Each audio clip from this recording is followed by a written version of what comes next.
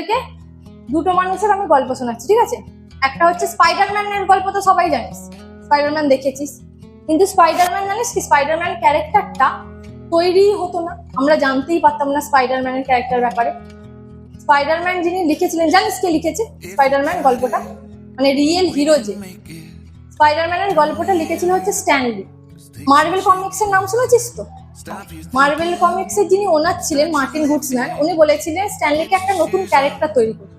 তো স্ট্যানলি এমন একটা ক্যারেক্টার ভেবেছিল যে যেটা বাচ্চা ছেলে হবে, যার লাইফে সাধারণ মানুষের মতো ভীষণ প্রবলেম থাকবে, আর্থিক মানসিক সম্পর্কে প্রবলেম থাকবে, আর যে তার জীবনে সব থেকে বড় সমস্যা হচ্ছে যে মাকড়সা কামড়ে তার কাছে এমন একটা ক্ষমতা এসছে যেটা সে কাউকে বলতে পারে না।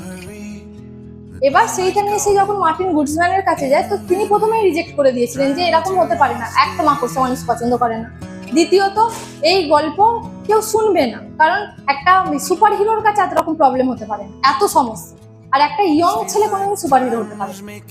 তো তিনি কি করেছিলেন, তখনকার দিনে অ্যামেজিং ফ্যান্টাসি বলে একটা কমিক বই ছিল, তো সেই কমিক বইটা মোটামুটি বন্ধই হয়ে যাচ্ছিল বলা চলে। তো ও লাস্ট চেষ্টা করেছিল যে আমি এখানে স্পাইডারম্যান ক্যারেক্টারটাকে দিয়ে দেখি, যদি কাজ করে তো ভালো, না হলে আমার কাছে হারানোর মতো কিছু নেই।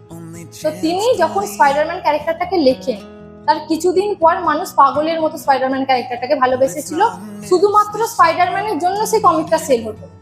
তারপর তো সবাই জানে সেটা ইতিহাস, স্পাইডারম্যান থেকে মুভি তৈরি হয়েছে, কার্টুন তৈরি হয়েছে, অনেক কিছু তৈরি হয়েছে।